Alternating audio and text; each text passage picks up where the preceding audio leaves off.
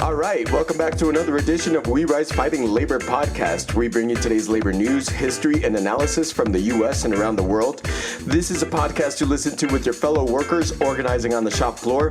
This is a podcast you listen to before walking into your union meeting.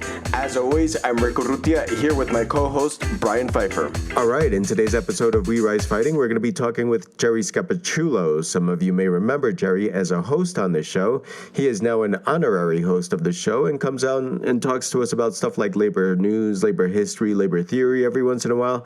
So we're excited to have him on the show.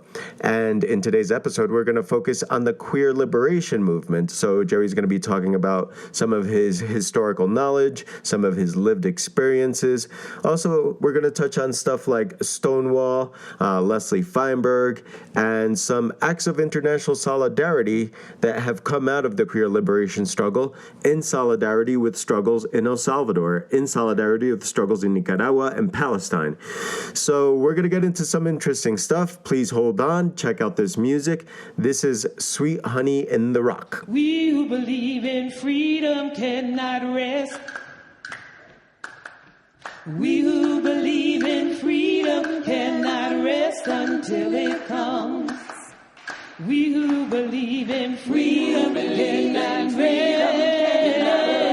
Oh, how can you rest? We who believe in freedom cannot rest until it comes.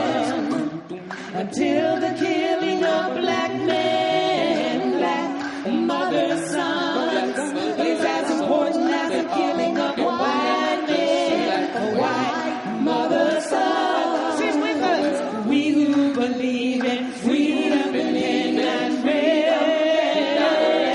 Oh, how can you rest? We who believe in freedom cannot rest until it comes.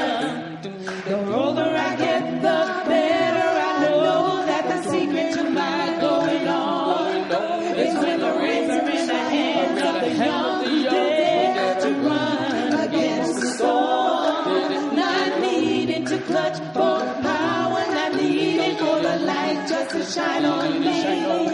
I need to be one in the number as we stand against tyranny. Well, now we who believe in freedom cannot rest.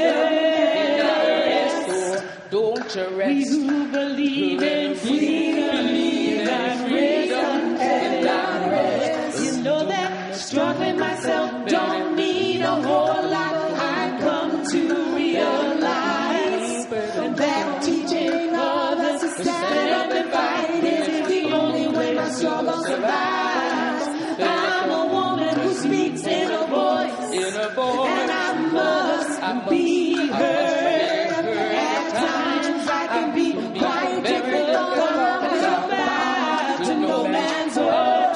You know that we who believe in freedom cannot rest. Oh, don't you We rest? who believe in freedom cannot rest until one more time now. We who believe in freedom cannot rest. I believe, I believe, I believe, I believe. Do you believe? Do you believe? Do you believe in freedom?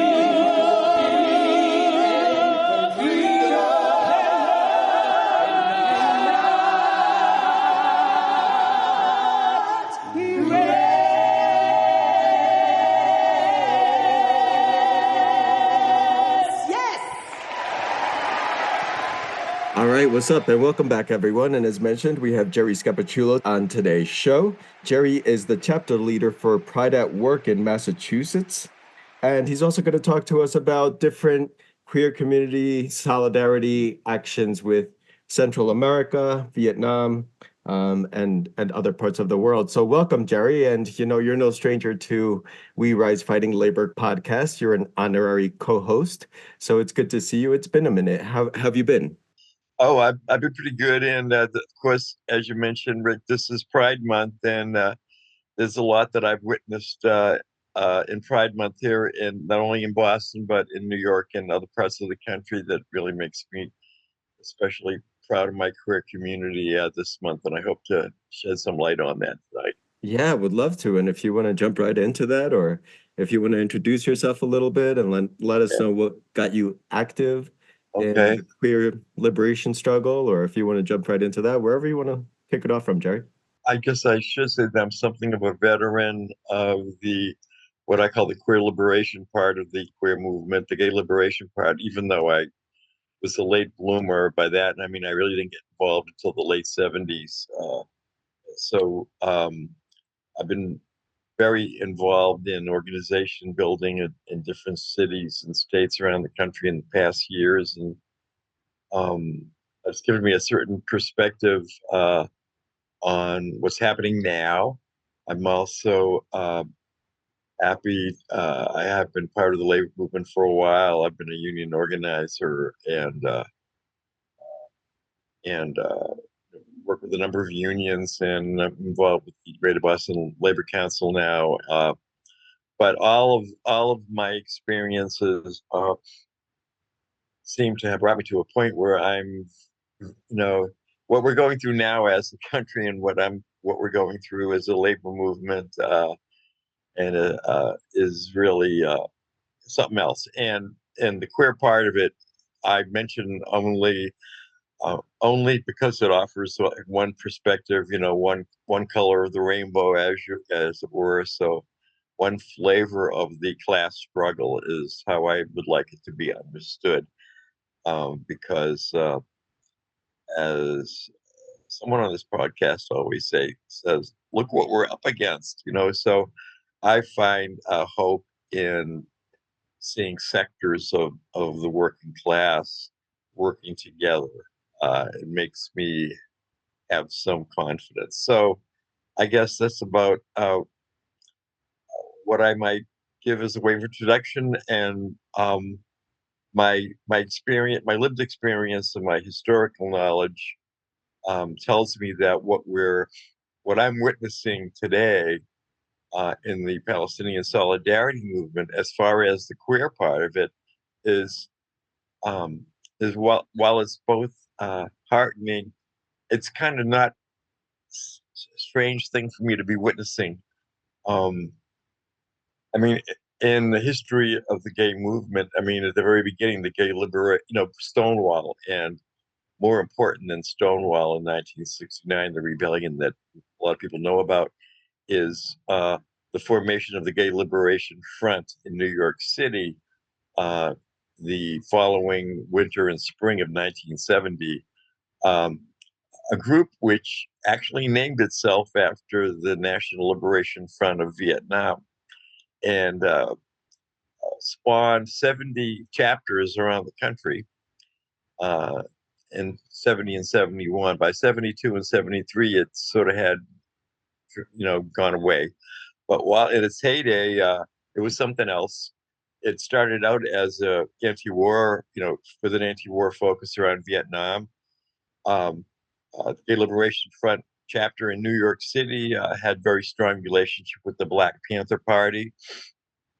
Um, they were at a weekly picket of the Panther 12 in New York City, and as a result of that, were invited by Afani Shakur, the late Afani Shakur, to participate in the 1971 Revolutionary Constitutional Conference in Philadelphia with the Black Panthers and a lot of other revolutionary groups, and played a role there.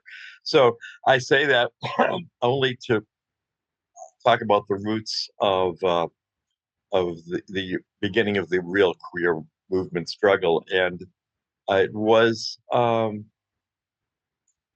in the Vietnam War had the result of forcing a lot of gay men and some lesbians out of the closet. So you might say, well, what do you mean? How could that happen? Uh, but what happened was there was a draft, and we haven't had a draft in this country since 1972 or something like that. There was a draft, and you could get out of the draft at that time supposedly, if you told him you were gay. So that meant that, I don't know, a couple of 100,000 gay men were confronted with maybe coming out if you didn't want to go to Vietnam and get your head blown off and help kill 3 million Vietnamese. You could try to get out of the draft. So that's what I did. A lot of people did that, but um, so we came out. The war forced us out. At least those of us who were of draft age. In 1967, I was of draft age. So uh, anyway, um, so that was one thing, and then a lot of us went right into the anti-war movement as a result.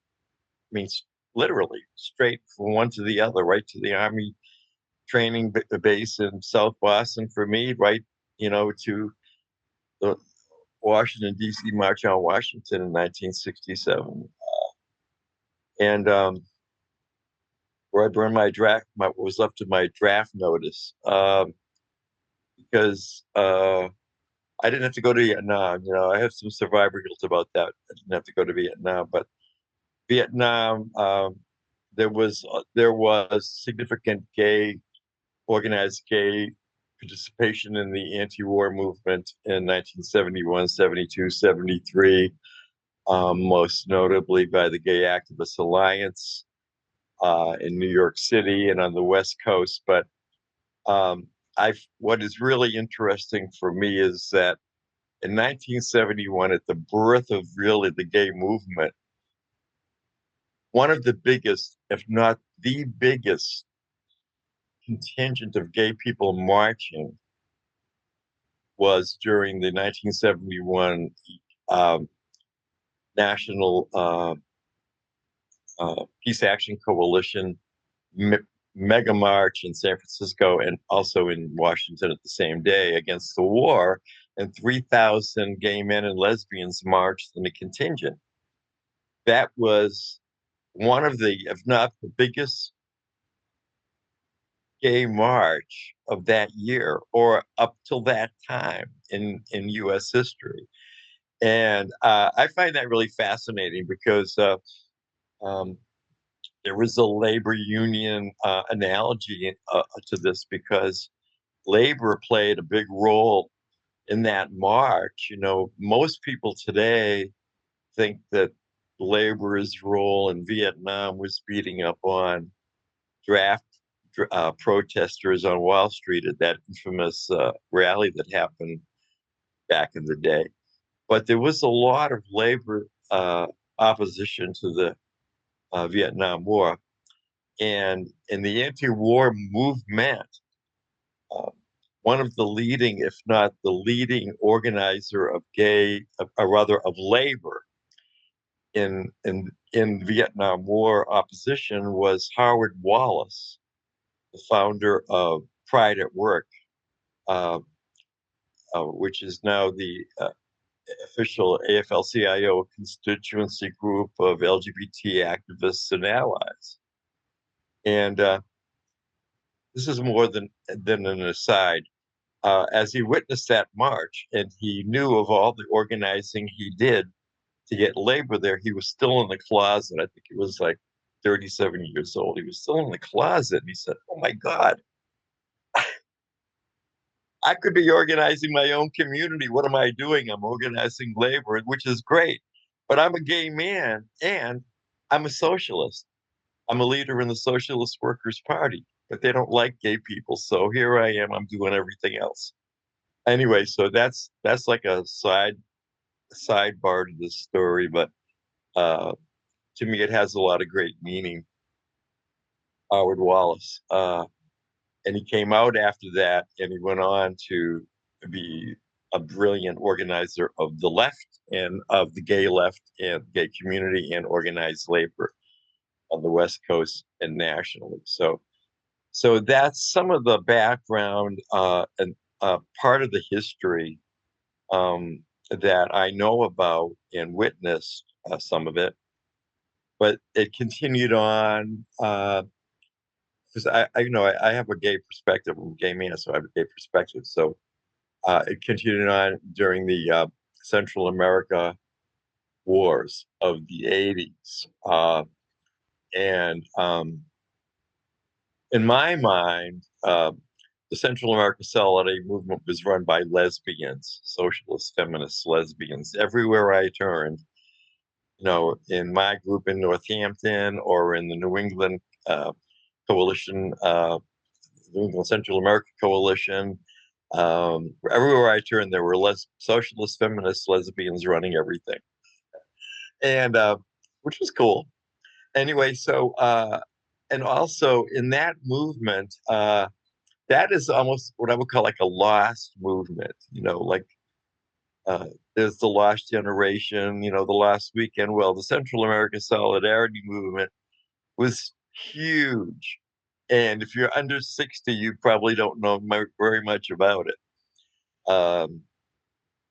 And it's very analogous to the Palestinian struggle today in this way that in 1981, of course, Reagan became president, so we were all freaking out. First, it was like Trump becoming president. Of course, we didn't know how bad things could get with Trump. But anyway, Reagan was bad enough. So when Reagan became president, of course, he brought Kissinger into the White House and all these other war hawks. And they decided that we have to get over Vietnam. We lost Vietnam, but we're still the U.S. biggest military might in the world. So we have to get over it. Vietnam is history. So there was, in my mind, a re-imperialization of Central America. We're sort of familiar with how United Fruit and other transnational corporations with coffee and sugar, and bananas, has subjugated, uh, tried to subjugate peoples of Honduras, Nicaragua, and El Salvador and Colombia. Well, they went, there was a reinvigoration of that. And part of that was the unleashing of the national police in El Salvador and other fascist elements from the Arena Party, which was the right-wing party in El Salvador at the time, headed by Bob W. Sohn, also known as Major Bob. Anyway, so this resulted in the rape and murder of 4 Maryknoll nun sisters in 1981 in El Salvador, followed a few months later by the public assassination of Cardinal, I'm always blocking his name. Archbishop Oscar Romero. Romero, yes, of San Salvador, who was assassinated while he was saying mass. And this was widely reported in the press, the mainstream press, and it was not very unpopular at the time. Don't forget, we just come out of the 70s in Vietnam, and the country was more radical than it is now, much more radical. The feminist movement and the LGBT movement were on the ascendancy in the 70s. We were just gaining power. Anyway, so it was very unpopular, and so for some reason, I mean, there are material reasons for this, which I could go into, but on the West Coast, especially in San Francisco, there were 50,000 Nicaraguans actually lived in San Francisco, and along with a couple of 100,000 gay people. And after the Sandinistas took state power in 1979, overthrowing Somoza, the dictator, and it became something of interest to the gay community, and especially since there were a lot of very strong women in the Sandinista forces, one of whom, Dora Maria Tellez, actually was known as Comandante Dos, just under Ortega, who actually led the assault on the National Palace. This was the signal that the revolution had taken state power. Anyway, so on the West Coast, there were LGBT organizations that formed in support of El Salvador. That referring to my notes, Lesbians and Gays Against Intervention was one. Somos Hermanas was another. And before too long, there were international brigades that would go to El Salvador and pick cotton and coffee beans. And at least two of these brigades were entirely gay people. The brigade that I went on was mixed. Um, and I was very proud of that brigade because it was organized by my gay group in Northampton, and they held a disco dance to raise money for me to go so that I could go. So I went and carrying medical supplies as a gift from the Northampton lesbian and gay community to the Sandinista Revolution. It said on the box. So I was so proud of that. I'm very still proud of that today, that my community saw fit to do that. But it was not an unusual thing to do in the gay community, at least in Western Massachusetts back then, and certainly on the West Coast and some other areas of the country also. So can I ask you, Gerry, where Yeah. is that consciousness coming from? So you mentioned a little earlier that it was socialist, feminist, lesbians who are some of the strongest international solidarity activists here in the U.S. Where is that what in socialist political thought or theoretical thought, what in queer liberation thought, what makes that happen? I'm not, I've been trying to figure that out. And I think the women's movement had a lot to do with it, because the women's movement and the queer movement are sort of intimately related because of the nature of the oppression based on sexist attitudes and gender conformist attitudes. So there was a lot of crossover. I think majority of the women in Somos Hermanas I read were lesbians or bisexual women. So there was that. And also the women's movement. It was, I know this is, I think the women's movement was powerful. Women got power, all over the place that they hadn't exercised before. Talking about it now, it seems like silly to even say it. But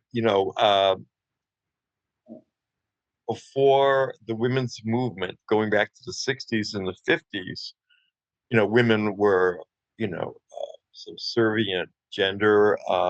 They were confined to strict gender roles, male patriarchal positions in the family and in society. Well, the women's liberation movement challenged that deeply. And in doing so, they they had to fight to participate in the Vietnam War movement, by the way. There were very few women that were active in the anti-Vietnam War movement. That was a struggle. And that was a struggle that was won. And women had to do that to fight their way into those meetings, those organizing meetings, male-dominated organizing meetings. And to do that, they learned skills. I call them the socialist feminist skills, where today, when we say we're using stack, we're going to use stack to run a meeting, right? That's like standard operating procedure now. Well, it comes out of socialist feminism, where there was an awareness that men always did all the talking. So we got to rein them in. Okay. So you can't speak twice if you've already spoken once, until everybody speaks. And people who have traditionally been pushed out of organizing roles in the movement, whatever movement, now must be picked first or second. That was socialist feminist organizational practice. And the women and lesbian women, of course, something of a perhaps a sexist stereotype, who often were very strong women. You didn't want to, that you really had to respect if you're a man, or you respected them, or else you learn to anyway. So that accounted for women and lesbian women's place in the movement, generally speaking. So, since the gay movement is part of a movement, generally speaking, I hope I don't know if that's an answer. I just kind of made it up on the spot, Rick, but it seems to me that has something to do with it. And also the oppression. Um, the Also there. Oh well, this is. I think there was a time up until gay liberation in 1969 where we didn't fight on our own issues. We couldn't. We weren't organized. We could fight on other people's issues. I mean, I was involved in anti-Vietnam War work, you know, 10 years before I came out as a gay man, and I wasn't out there. But I was sensitive to the war, as many of us from all of our different backgrounds were. So I was against the war. Um, and a lot of the gay liberation leaders, before they came out, they were against the war too.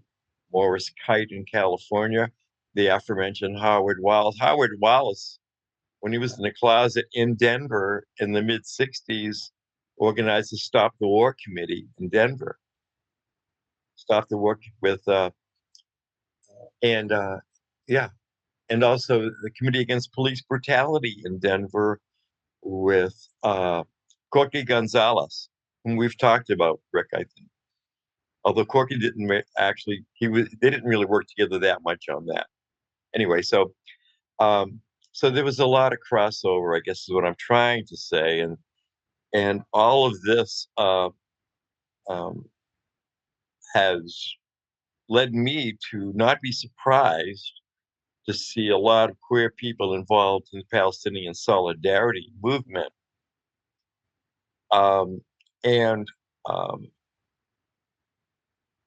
I excuse me, I witnessed that this year because I know in at least 8 or 9 major pride marches this year, Los Angeles, Philly, Boston, New York today, um, and some other places, as well as in Canada and one in Brussels, have major Palestinian solidarity contingents.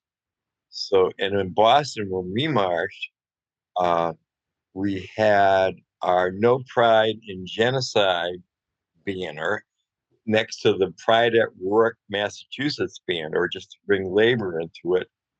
And we had wonderful support by Jewish Voice for Peace, an organization which has taken the lion's share of arrests, since October 7th. And 60 or 70% of them in Boston are queer people. So it was like a natural marriage. They came and bolstered our contingent. And we had a tremendous reception from the audience, from 100,000, hundreds of, maybe 200,000 people cheered us as we marched. No pride in genocide, and well, it just gives you such a great feeling to see in a sense, the popularity of solidarity with the Palestinian people, at least in our in our in our area, and in other areas. Same. I mean, today I think was the San Francisco. I've got to find out what happened in the San Francisco march. Also, the the Labor for Palestine National Network that I hope listeners to this program know about. If you don't, look it up. Google Labor for Palestine. The New York area labor bodies that are part of that march and the Pride March in New York today.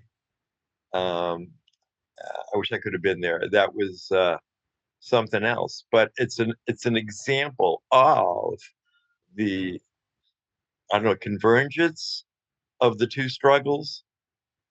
Gay liberation and Palestinian solidarity, anti-war, anti-imperialism. And I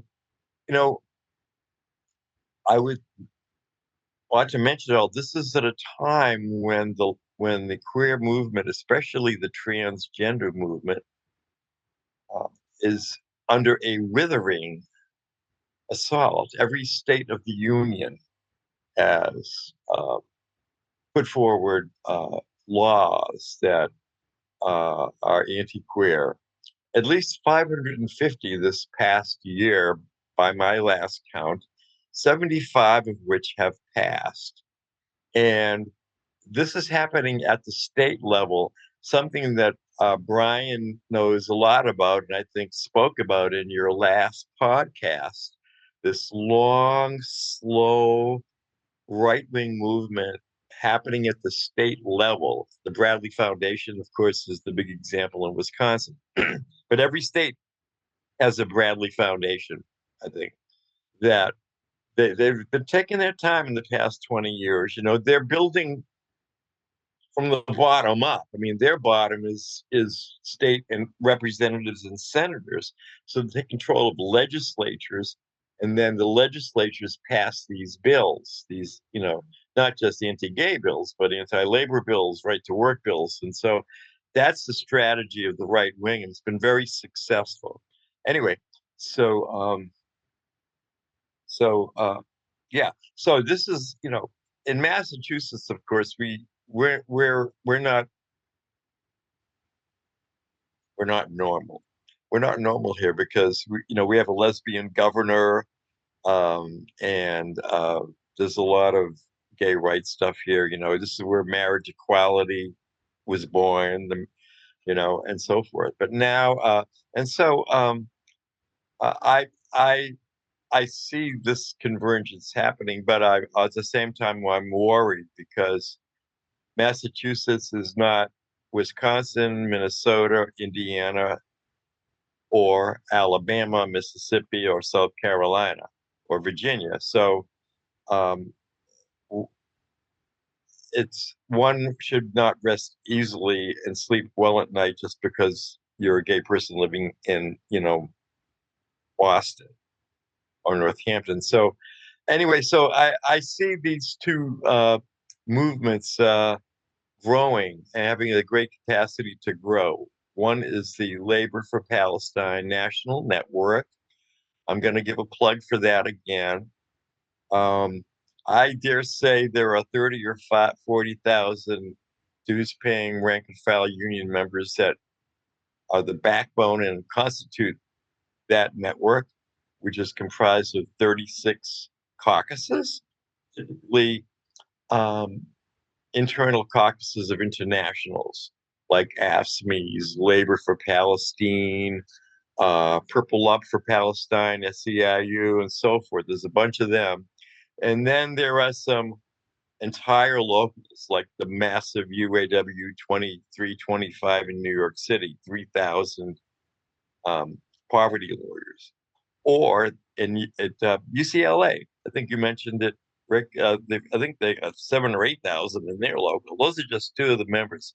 So, to the extent that this network can grow, that's wonderful. And to see the queer sectors of the working class, moving in to this work with an anti-imperialist vision in their minds is a really wonderful thing from my point of view. So, Gerry, I have a question for you regarding your late comrade Leslie Feinberg and the contributions of Leslie Feinberg and some of the items that you've already mentioned, materialist analysis of history in terms of the LGBTQ struggle, and also the intersections between labor and the queer movement.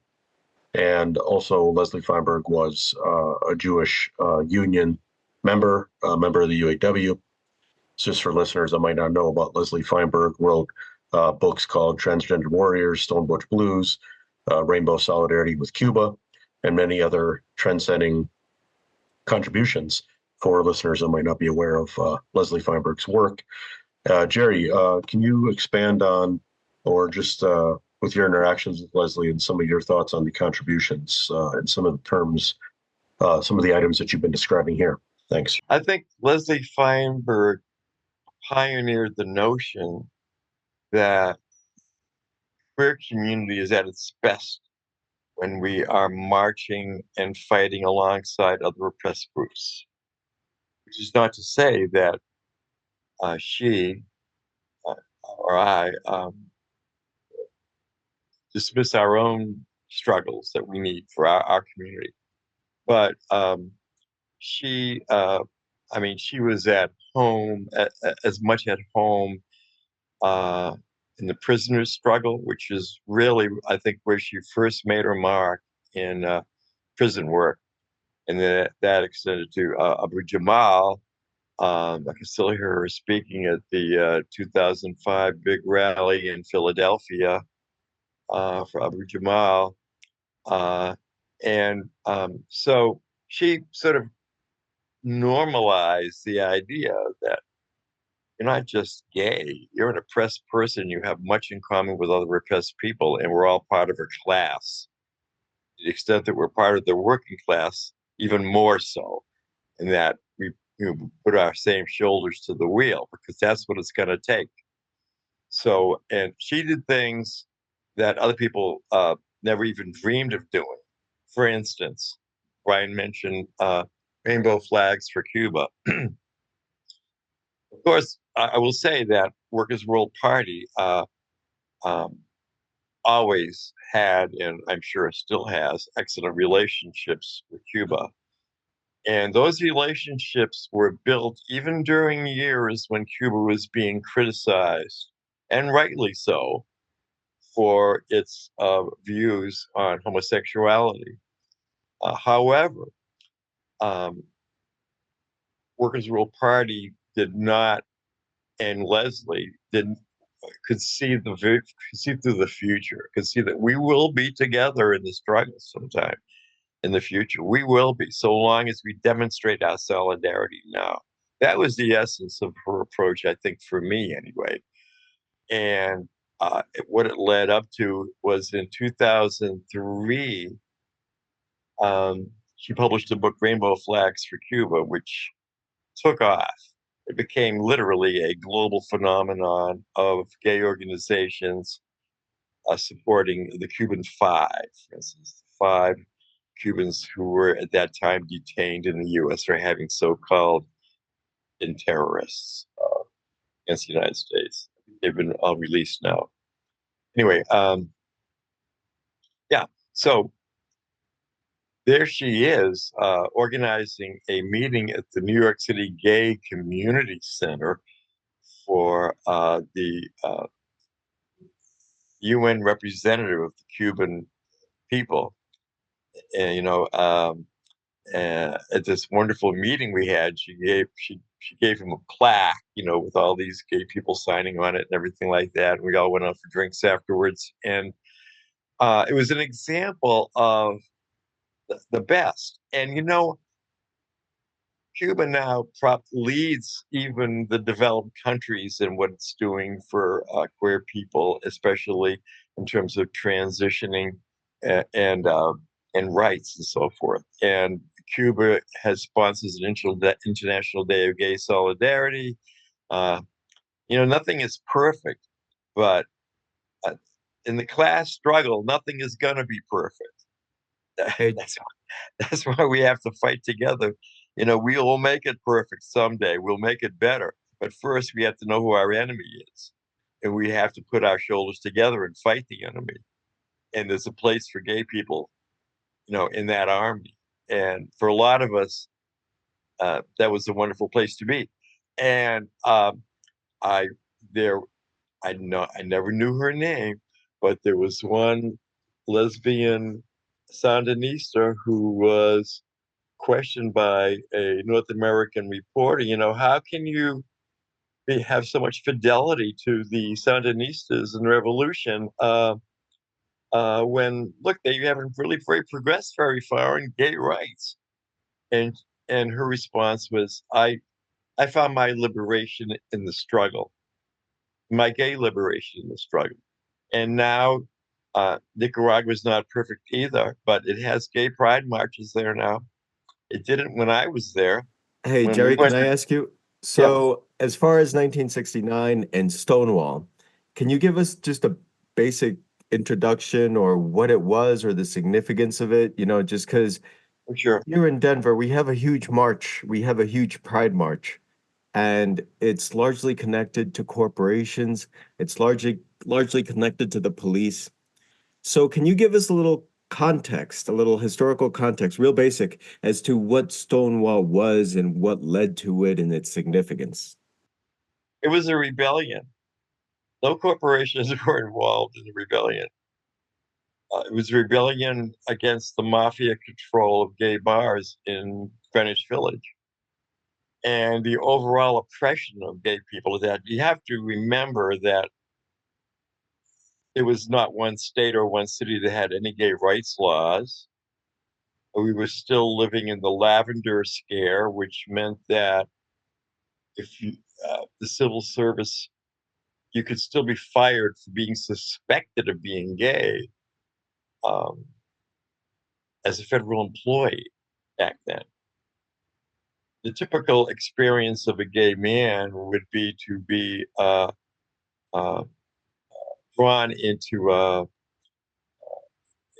liaison with a policeman and then being arrested for lewd and lascivious behavior, and then having your entire work future destroyed because you have a record. So, what we were concerned about then was being bashed or being outed because you couldn't be out. Pretty much, you couldn't be out safely anywhere, really.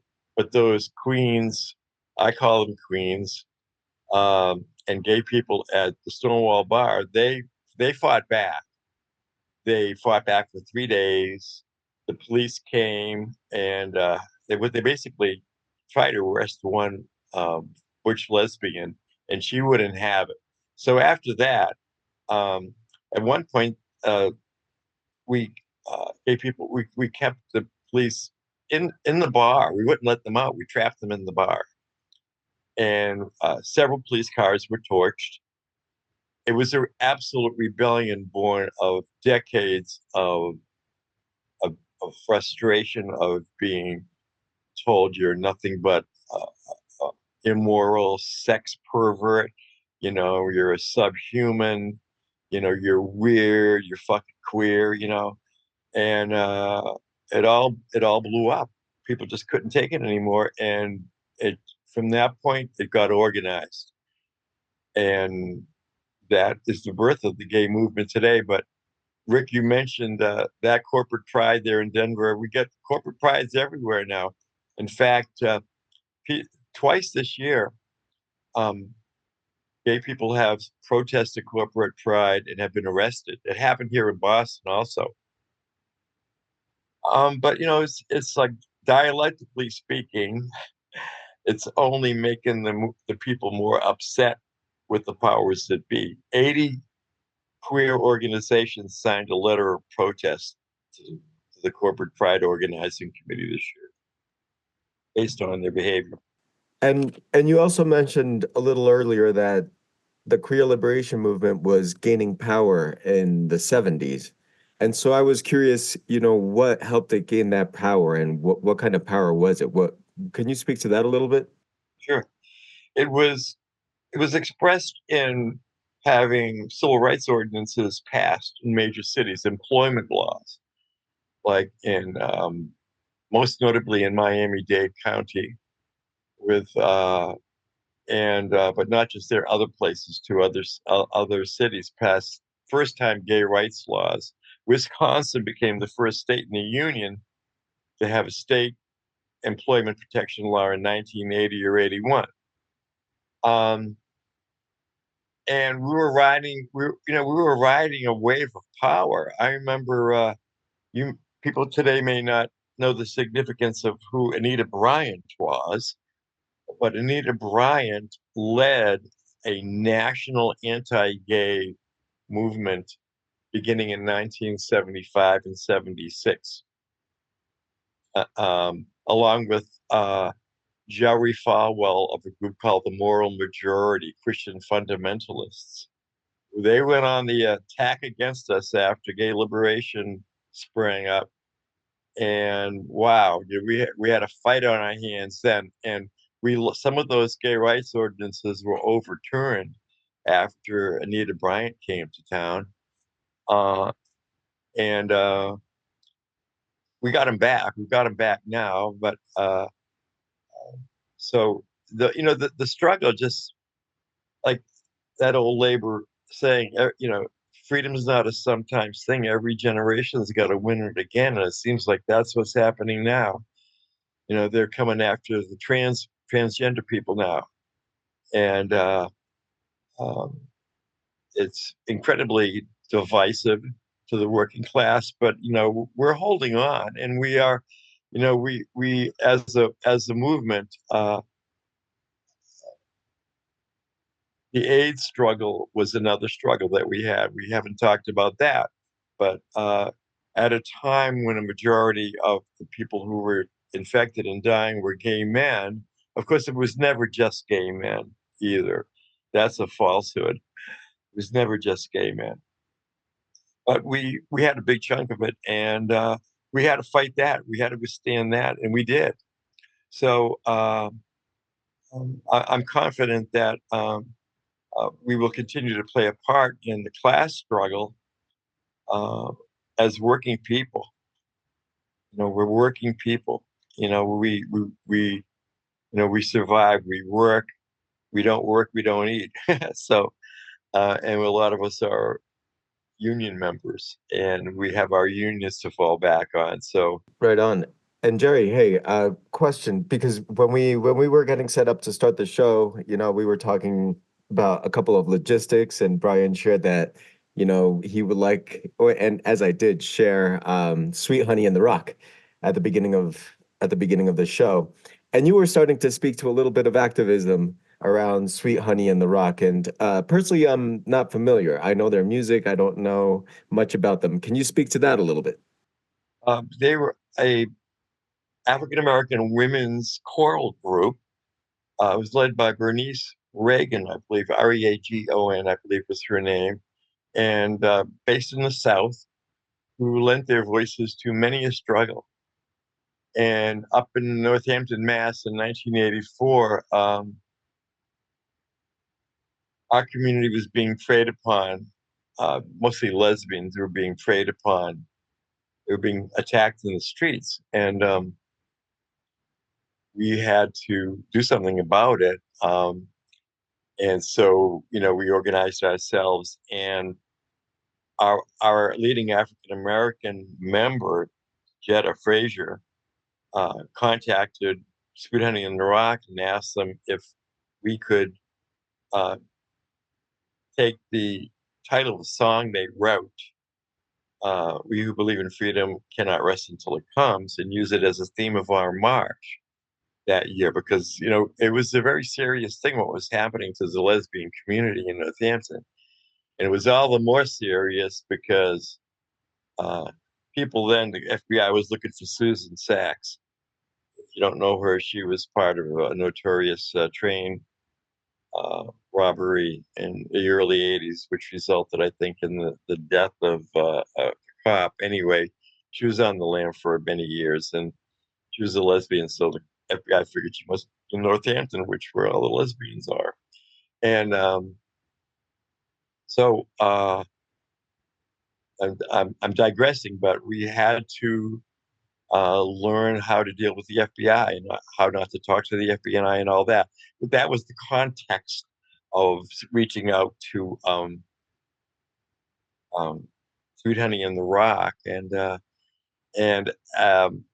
footnote to that, and how that song got its name. The origin of that song was that in 1963, when 3 civil rights workers were killed by the Klan in Mississippi. Schooner, Cheney, and Goodman, 2 of them white. Their bodies were thrown in a lake, and when they were looking for them, they found them. But they found not only them, but they found the bodies of many black men also, who had been lynched and killed and thrown in that water also. So Bernice Reagan wrote a song about that. And that was our song that year. We adopted that song for our march because a bunch of fundamentals, Christians, literally bust people in to oppose us. They brought their bus right up to our position where we were. It didn't matter, we couldn't. We're not afraid of them, we weren't afraid of them. We're never going to be afraid of them. So, but it was a struggle. So, Gerry, we're going to wrap it up here. We just have one more question for you. Rick and I have a fundamental part of the show, besides our internationalism, of course, which we've talked about with you many times, is the role of culture in all its aspects, from music to theater, etc. And you yourself are a musician. What's your thoughts on the importance of the role of culture, not in labor organizing, queer organizing, and generally social justice and class struggle movements? It's such a joy when this podcast played "All You Fascists Got to Lose" a couple of months back by the Resistance Revival Chorus, I think the name. Yeah. I was exhausted. I never was so happy in my life when I heard that song. The way they were singing it was so full of hope, All you fascists got to lose. And it was so appropriate. It was a Woody Guthrie song. So I went and I listened to the original, and what a moving song. And, we need that today. We need the joy. We need some joy. There is joy in struggle, but we need to hear that. So I guess that's my best answer to your question, is the joy of music and struggle. I mean, just recently, I had my husband sit down and listen to that old Bob Dylan song, "The Times They Are A-Changin'." And it's very appropriate today. People might think it's square today, but it's very appropriate, especially when you think of Palestine. Also, people should give a listen to his Masters of War. So these songs, we need them, and we love them, and it helps a lot. It helped me a lot anyway. Definitely gets you inspired, gets you pumped up, anything, gets you informed too. That's part of how you learn. Like for me, it was also hip hop, and for me, it was a band like Rage Against the Machine that just taught you stuff that you don't necessarily have access to. So thank you, Gerry. So thank you, Gerry, and thank you, listeners, yet again for chiming in and listening into our show. We're going to be off for the next couple of weeks as I have some travel plans. I'm going home to El Salvador, so I'm very excited about that. But we're going to be off for a couple of weeks, so please go ahead and subscribe, like, share, whatever it is you do, our program, so you stay in the loop and catch us when we're back. And we're going to be excited to be back. So thank you always for listening. Love and solidarity to all. Take care, everyone. Bye-bye.